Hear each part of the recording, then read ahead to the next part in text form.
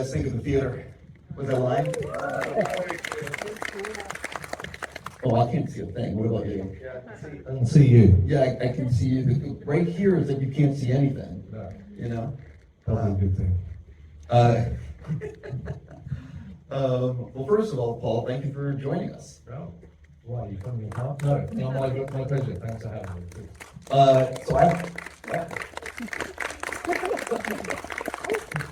Very nice. So I have a ton of questions for you, but I like throwing some curveballs at the beginning before we get into the thing, which is, upon researching and preparing for this Q&A, I read that you jammed with Paul McCartney when you were 14 years old. I did indeed, yes. I mean, listen, most people don't get to jam with Paul McCartney even if they're amazing musicians, let alone when they're 14. So how did this happen? Well, my father worked for Paul McCartney in 73 onwards, like the band with him on album. He was his tour manager and business manager. And we were just up in Scotland. I was about 14. Up in Scotland, they were doing Back to the Egg album. And they were watching a cut of the film Wings Over America, the film The American Tour. They were watching a cutback of that. And I watched about an hour of it, and I started to get a bit fidgety. And I was learning to play drums at the time, so I said to Steve, Holly, can I go play some of your drums? They're all in the studio. There was 5 different drum kits. So I went and spent half an hour up on all the different drum kits. And at the end, about half an hour later, I'm down on this one drum kit, and I'm sitting there playing away on this thing, and I see Paul and Denny and Lawrence and everyone all come past the window and into the studio, and they're like, oh, crikey. So I put the sticks down and started to walk out, and went, no, stay. And then he picked up his bass, started playing, and we jammed, and we recorded 3 songs. Like 3 tunes, and then we jammed, they recorded it, and I have a cassette. That's insane and amazing, and I'm riddled with jealousy. Yeah, I got some really, I won't talk about that the whole time. There is one fabulous memory. I can still visualize it where I was doing something, and he just stared at me and went, use your tom-toms. Like, yeah, all right, what are you saying? So anyway. Okay, the other thing that I read is that you were a studio engineer, and you got to work with George Michael on Last Christmas and Careless Whisper, and you worked with Aha with Take On Me. Yeah, we mixed that. Yeah, I didn't see the band, but we mixed that. I worked in the studio in London. I was a tape-off and started to engineer. I worked at Trident Studios and Advision. And George Michael came into Advision, and they did Last Christmas.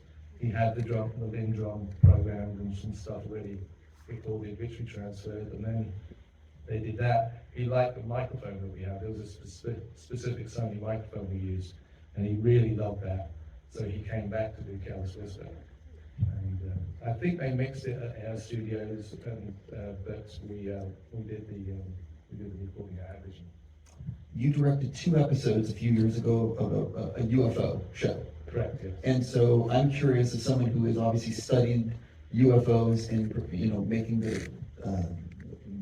directing, do you believe that aliens have visited the planet, or do you believe, you know what I mean? Like, do you believe in UFOs, or do you think everything can be explained? Well, having done these 2 shows, I always have believed in that's something that we don't know.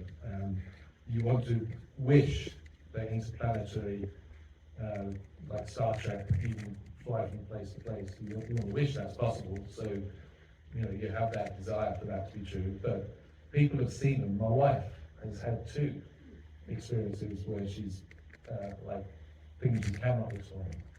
So I definitely believe people are seeing something. What they are, I don't know. If it's aliens, I have no idea. But I definitely believe there's something that we don't understand going on. Thank you for indulging my curveballs. Jumping into why we're here. Sure.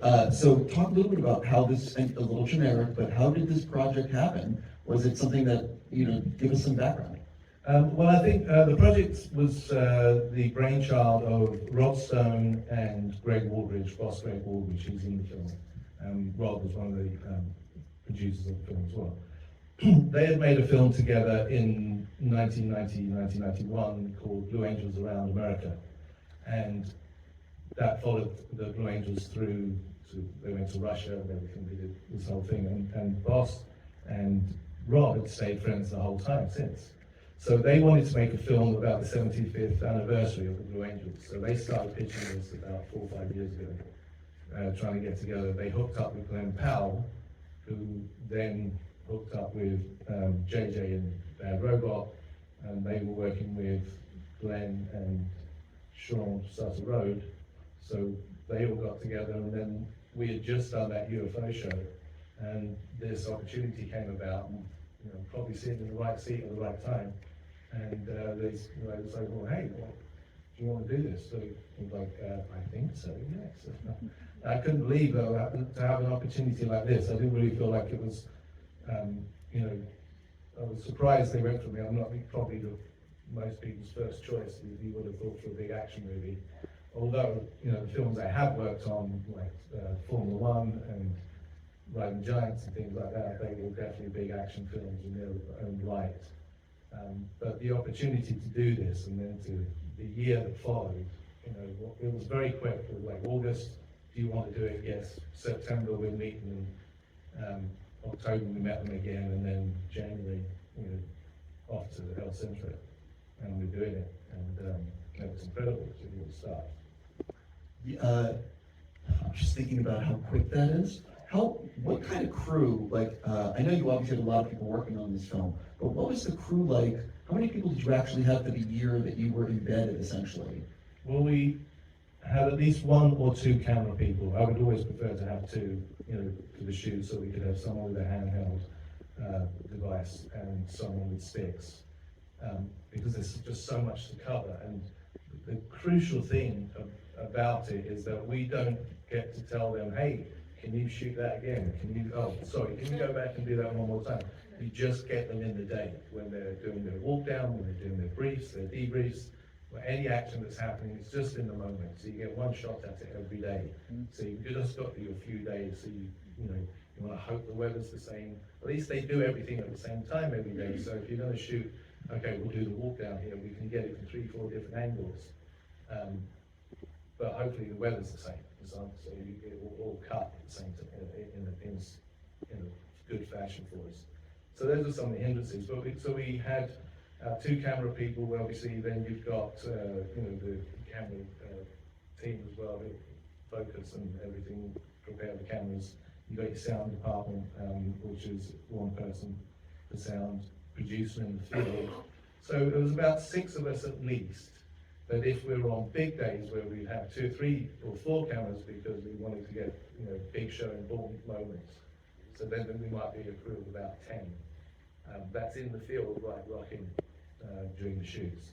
And obviously, it was much like the Blue Angels. It's a massive team with 140 people. It feels like, but it's so crucial that they all did their jobs so well. The team was so good from top to bottom that you see it on the screen. It's just it needs everybody to be at the same A game in order for us to deliver stuff like that. But we also, in that process from August to January, we got in touch with Kevin Rosa and Michael Fitzmaurice, who were the air crew who had done Top Gun Maverick, and spoke to them and asked them, what about options can we do? What can we afford for the budget? We want to be able to do this, we want to be able to do that. Get them on board and give us all the do's and don'ts that we can, and then take that to the Navy, get them approved by the Navy, so then we can then book the time to actually get out and fly a helicopter in the formation, which no one's ever done before. So a lot of those things, shots that you see, no one's ever been able to shoot that because they'd never allowed, especially a commercial helicopter, to be in that formation. So that was pretty spectacular too. When you think back on the shoot, which shot ended up being the real pain in the ass, or the one that you had to fight for, or go through red tape, or the one that you still can't believe is in the movie? Well, I don't know. That's a tough one. I guess the one that was really tough to get, for no other reason that I just couldn't seem to find the right time, because I wanted it either a sunset cheek for sunrise shot or a sunrise shot. So very early on, when we got to Pensacola, we're hanging out. We've got the cameras all set up in the hangar, and the humidity was crazy. So you had to get the cameras outside as quickly as you could, so they could acclimatized and you didn't get condensation on the lenses. But we were in there prepping, and it was very, very early in the morning, and the hangar door opens, and it reveals, Fat Albert and then the 6 jets, and it's beautiful golden sunrise. I'm getting that shot. That's the shot I'm getting. So from then on, I didn't get it. I got it the last week we were filming. I got it on the penultimate day. I actually was able to go like, guys, I don't care. I'm staying here with the camera on my own for doing this, and we did it at night. And I got the shot I wanted, and everyone started to wait. And what was really brilliant was Brian Arby, who was Mo. He's briefly in the film. He's the maintenance officer. He really got those jets together, because what happens a lot of the time is those jets, something will go wrong and they'll change jet to the 2 jet will fail, and they'll put the number 7 jet. So when they line them up, it might not be 1, 2, 3, 4, 5, 6 on the tails. So he made sure we had the 6 jets out there, nothing else was blocking the view. He was all into it. I'd explained to him the shot I wanted.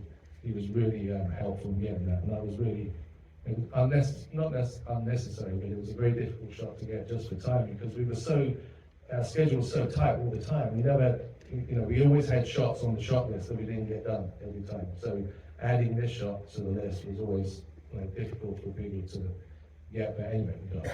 And it's near the beginning of it. So one of the things I'm fascinated by is the editing process, and that's because that's where it all comes together. And in a film like this, it's really where it comes together. Yeah. So talk a little bit about how long was your first cut of this film? Did you have a cut that was 3 hours and you're like, this is great? What do you think? It was about two and change, the first one.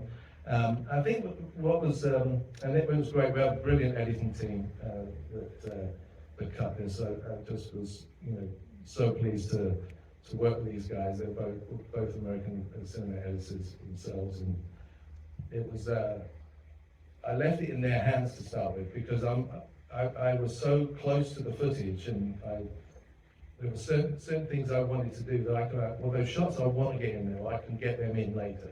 Let me see what people like. When I'm an editor and I'm working with somebody else's footage, right? I feel I may view it in a way that they've not perceived, or I may want to put the shots together in a way that wasn't originally conceived. And so it's good to see what other people can bring, to the thing. So with James and Kevin, they were. I let them, I gave them my sensibilities. Hey, this is how I like to do things. I like, I like to cut it like this. I like the music to lead us as much as possible. I gave them a few things that I would like them to try, and then I let them go. And then we worked together, and I started coming in after each section was built. I helped them, not helped them, but I adjusted some things that I had in my head, and that shot I was thinking about going here, I can do that right here, and plot some things in and discuss with them, how to make these things work.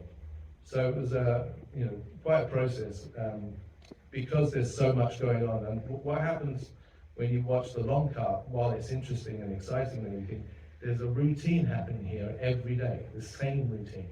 Nothing changes. The only thing that changes is occasionally you change locations. But they're doing the same thing. They're getting up, they're having a brief, they're having a debrief, doing a show or doing a practice, debrief, leave, go home, come back the next day, same thing. Come back the day, same thing. So when you watch that in a film, that starts to become a bit laborious. So you have to find ways of keeping the audience engaged, keeping the film flowing or moving forward, and not feel repetitive, and get through those moments in that fashion.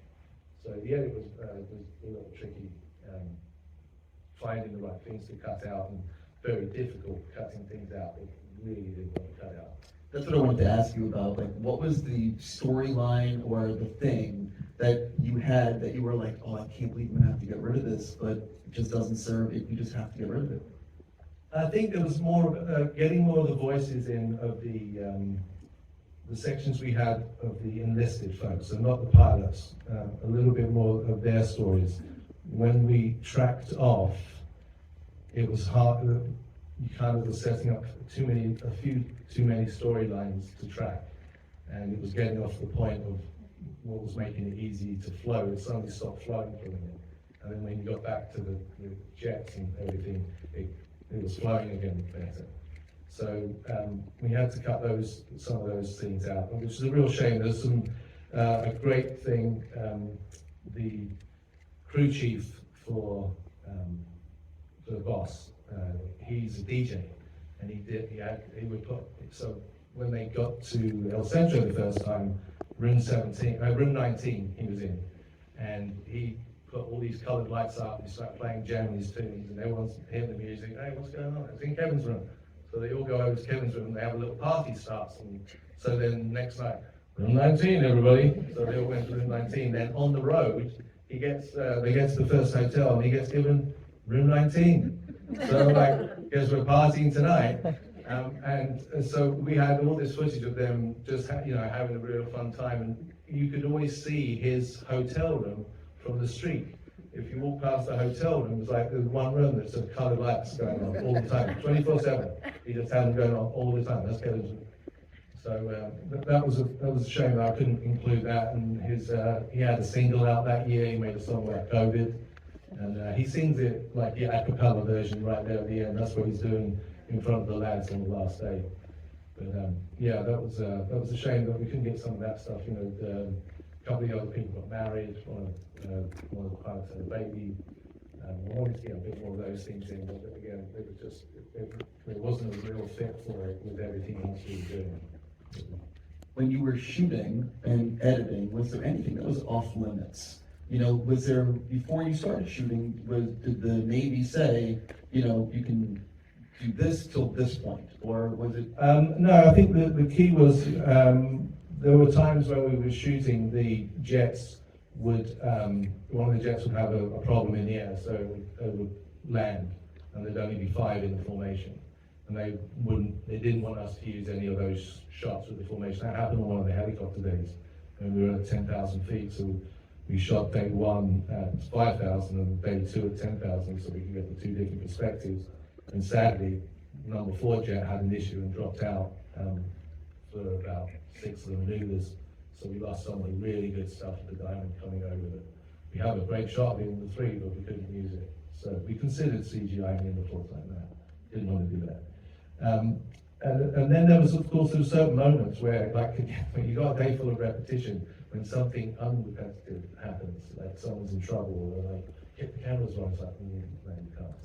So, there are certain things, certain protocols, certain things that happen behind closed doors that were just, for whatever reason, security reason, whatever, they just stay behind closed doors.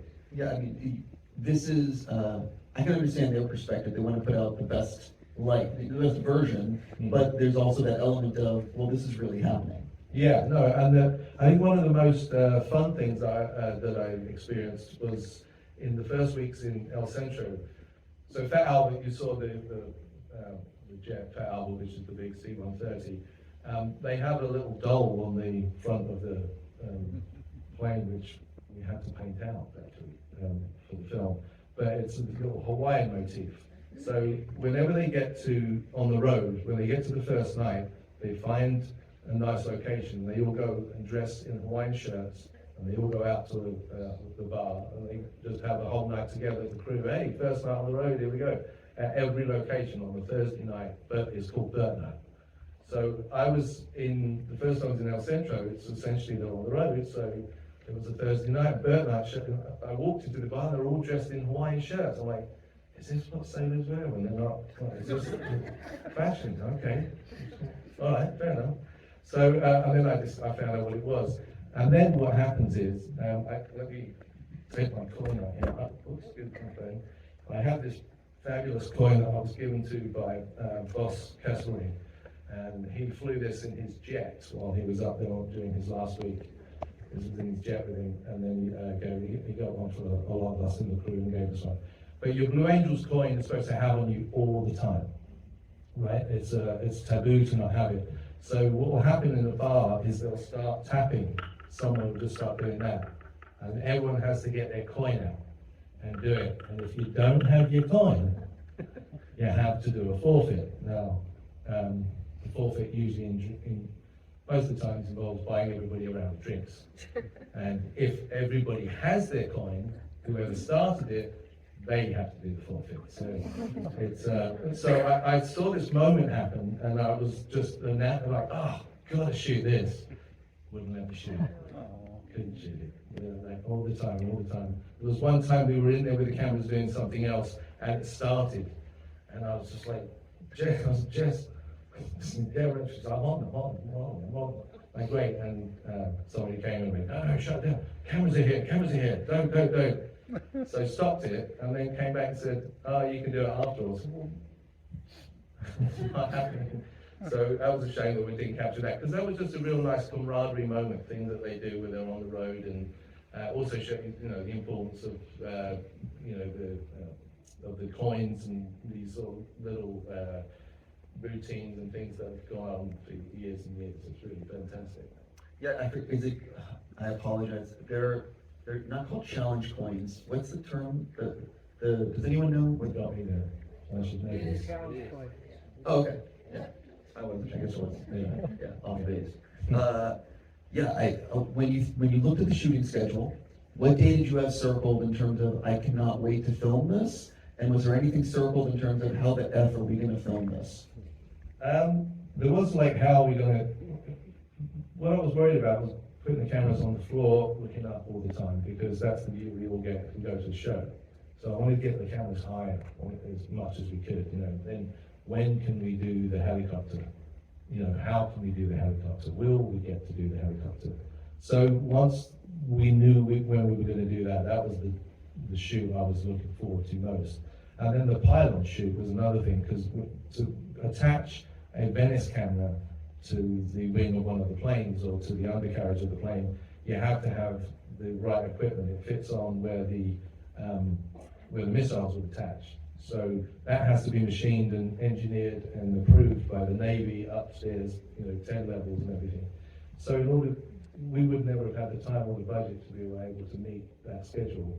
And we were thankfully able to find the ones that they use on Maverick, Top Gun Maverick. They attached to those ones. They got lost in the mix, so they were like missing. They were there somewhere, someone knows where they are, but couldn't find. Anyway, our brilliant producer team found them, and we were able to use that. So that was another day that I was very excited about, because that was you know, again, hadn't been done in this fashion, not with these cameras. So that was quite cool. And what was really cool is Bob Benson, who flew it, he didn't have a monitor to watch. So we lined the cameras up. We had a monitor out in the field. We stood in sort of like center screen, and he drew with pencil on his visor with the jet. Okay, that crossed here, this moved from there to there. So where it would cross. So he flew everything and shot everything that he did using that as his sort of his little version of the monitor. So that was pretty wild. Yeah, low-tech video village. Exactly. I'm just thinking about that, and I got lost in my train of thought. So, I want to talk about IMAX. I'm like, what am I thinking? We're in this amazing IMAX theater, and I wanted to know, what was it like, shooting in IMAX and editing, and because it looks spectacular, watching it on the big screen. Well, obviously, you know, some of the editing techniques that you might be able to do for TV, you have to rethink a little bit for the big screen. You can fast cut on there, but you don't want to. You know, what you want to let the audience as much as they can immerse themselves in some of the images on the screen. So you have to consider that. The other thing, of course, is that you've got to use Venice cameras to shoot the quality good enough for these. So you can't just pick up your camera and go grab footage like on the fly. It's a big, heavy camera. It takes a lot to get it in place, a lot to get it running. Batteries are really difficult. You can't get them in the cockpit, they're too heavy, you'd have to break them down.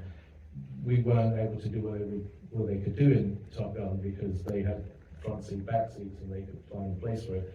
We're in single seaters, so we had to use the smaller RXO camera in order to be able to get, which is sort of like a GoPro but much better quality. We were able to use those and place those to get the cockpit stuff.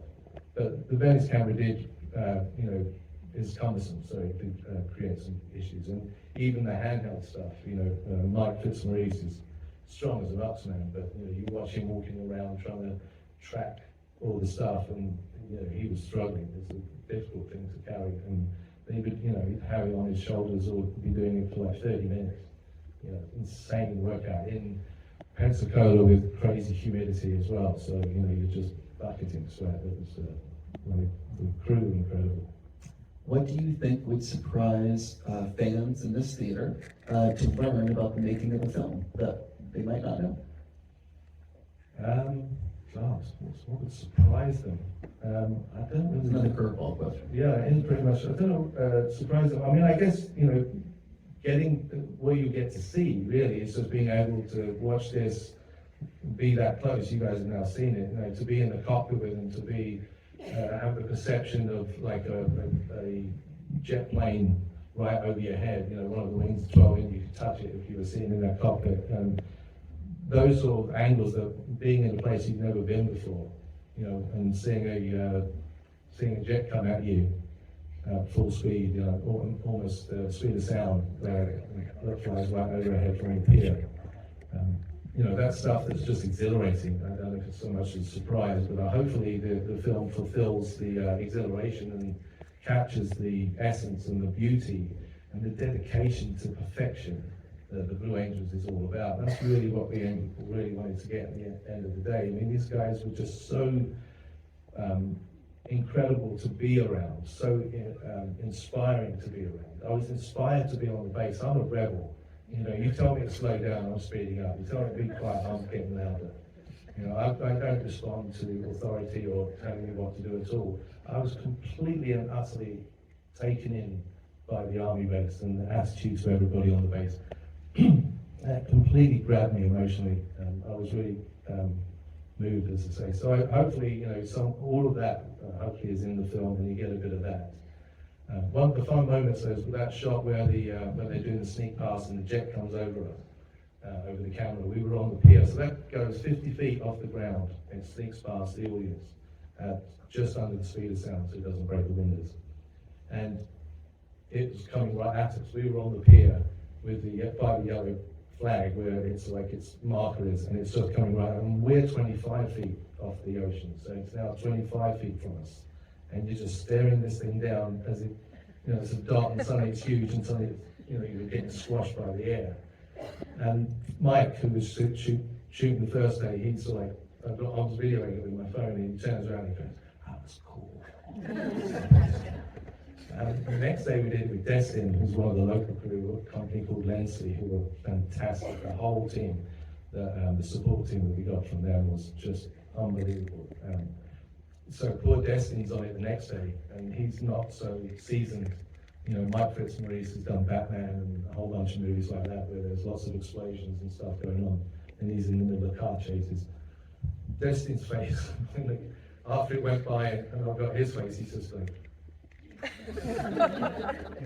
and then when someone goes, "You right?" He goes, "Yeah, fine, thanks." He's totally, he was not expecting that, so it was great. I really want to talk about in the third act of the film when you have the shot of all of them so close together. The Yankee set, yeah. Yeah, it's so, I could never do something like that, be a pilot and doing that. Talk a little bit about watching that footage for the first time and realizing just how close they are and how incredible they are as pilots. That was what was brilliant. When we got the footage in, especially the cockpit footage, we got that back from all of them. That was watching it all and getting to that moment where they do the Diamond 360. And it was in Pensacola, I think, the first time. We had the 360 cam and chopped his jet. So we're looking right at them, and I suddenly got a sense of like, you gotta be kidding me. Because you've got to imagine it, not only going 400 miles an hour, like however many ton jets they are, but they're dealing with all the wind shear, and you're over the ocean, especially in these sections over Pensacola, so you've got wind, ocean, whatever sort of, ocean wind, I should say. All that stuff is going on, as well as the jet turbulence that they're doing. And it's just, it's mind-blowing. I was trying to figure out, is it touching the, I was going frame by frame. Does it touch? No, it doesn't, does it? But it looks like it is. You just can't imagine that they're that close together. And it's just mind-blowing. So that was really exciting to get the look back camera then on the Venice. And in what was really good was we had the helicopter and the pylon stuff that we did with the Venice. That was all shot later in the season.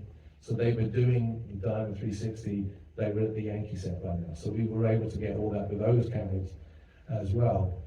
The helicopter shot was getting it. They were doing it at that point. So that was just amazing, and to be able to try and get the audience into it and see it from every angle and get the sense of how they're off their shot, they're off their heads.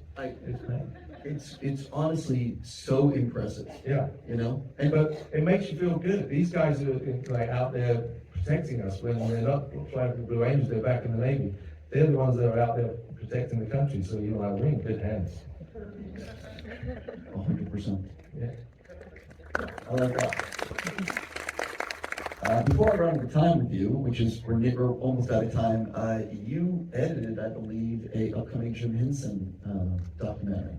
I did. Yes. And I'm a huge Jim Henson fan, and Ron Howard directed that, and you worked with him previously on the Beatles. Yeah.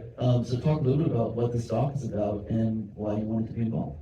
It's about an hour and a half. It's about Jim Henson. It's his life story. It's a very comprehensive look at his life, his family, all his work. It was an absolute pleasure to work on. I don't say too much because the press for that is in its own window. That was an absolute honor to work on that and to be able to work with all that footage. Absolutely incredible, and another really good film. I'm very, very proud of. So that was a pleasure to work with. I have to say, it's funny, it's sad, it's all of the things that Jim brings. It's really, and it's Ron Howard, film. So it has all that going for it, and he delivers. Frank Oz is amazing. Yeah, this Frank guy, he's okay. Yeah. You also edited Tolstoy, the Tomato Thief. We're in the middle of that right now. Yeah. So for people that don't realize, there's an elephant in this. Yes, this is about an elephant that steals tomatoes from the farmers. They're super tusky elephants. So it's actually quite a sad story because it's a human-wildlife conflict that you've got going on here, and they are trying to protect the super tuskers. When we started the film, there was 24 left in the world. There's only 20 now. They got basically the nomadic Maasais have stopped moving around, so they've now been forced to settle, and they build farms for their food, and the elephants used to graze through this particular area. They've now come across all these farms which are full of tomatoes, and they love the tomatoes, so they're coming in and stealing the tomatoes. The farmers are trying to chase them off. They're spearing the elephants, so they're getting hurt or getting killed. The elephants are charging the farmers, so they're getting killed. So there's this really rotten situation that they're trying to figure out the coexistence of. And that basically, through the eyes of a child, we get to see the progress that has been made in the last few years. I absolutely want to see this. When is it coming out? Soon. Are you trying to say that it could be later this year? What are you doing in 2025? What are you all doing in 2025 is the question. I also read... I wish it would be later this year. Yeah, I'll hopefully be around in 2025 and I will watch it. I also read that you directed 2 episodes of an untitled show. I don't know if this is accurate or... Yeah, we're in the middle of that as well. So that's the next project on the other. Yeah, well, again with Bad Robot and a lot of the same people that we did this film. Right, so I'm curious, it's untitled, and when I read about it, does it have a title now? It doesn't. No, we're still working on it. Still untitled. And we don't even know what we're making. It's just like, it's just a show about nothing like that. Right. It's we're figuring it all out. Is it like a show like UFO, or is it more like a documentary? In that vein, probably sort of a bit more paranormal or something, a bit more some UFO stuff and other sort of out of body experiences and things like that. A bit more, It's interesting that I started this with UFO and it's ending with a little supernatural, but you edit a lot, you work on a lot of different things. Are there things that you're also editing right now that I do not know about, or is it you're focused on this? No, I'm just focused on these things at the minute. I've been, did a couple of shorts last year, one about the Nicholas brothers, which I really, really like a lot, which we made for Pepsi, and we played with Tribeca last year. That's really fun. They were an incredible duo. But no, I've got a handful of things coming up now that we're sort of like talking about organising for future projects, but focusing on these two films at the minute, and especially Blue Angels. I mean, I have to say this is like, it became like, it started off as a project that I was very excited about getting into, but then when you spend a year on the road with these people, best part of the year, with all of them, the whole crew, and all the people that you worked with through that, it was so hard to end. It was like when they were in the season, when they got to do the drop of salute, it kind of felt like that. It was like, man, we don't get to do this anymore. That was, heartbreaking. I really have a great relationship with a lot of pilots and people still. I try and stay in touch with as many of them as I can. And they were just so welcoming to us. If you think about people who are doing a routine every day, right? This is what they do. They get in and they're expecting to see this every time they turn around a corner or walk through a door. And suddenly you've got these huge cameras and this crews there that they're not expecting to see. You'd think that would upset their routine enough where it could be like, they're here again. How long is this going on for? But it was never that. They loved seeing us. They absolutely loved having us there. There was a smile on their face. They were on first name basis with all of us. They gave us all nicknames, some of us. It was so much fun, What was your nickname? I was Pool. So, yes, a long story about English-American accent. If you ask me my name and I say in English, Paul, I go, who? Paul. Oh, Paul! So I was telling them that story, and they said, oh, well, we're going to call you Pool. So I got Pool, and then Bridget Top, she got called Big Top.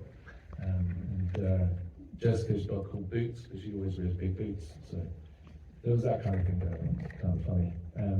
So that was really nice. And then the other thing, so, when you walk in, you see the Blue Angels, like seeing the Beatles, right? So while the faces change, you see those blue suits, and they're just so iconic. So I walk in on day one, and there they are, all in their blue suits, and I'm just like, God, so nervous. Hi, how's it going? And they were like, hey Paul, how's it going? And I'm like, wow, what's going on? You were in Flogging Molly, weren't you? I'm like, oh yeah, I was, like early days, I was, yes. I love Flogging Molly, man, he was in Flogging Molly.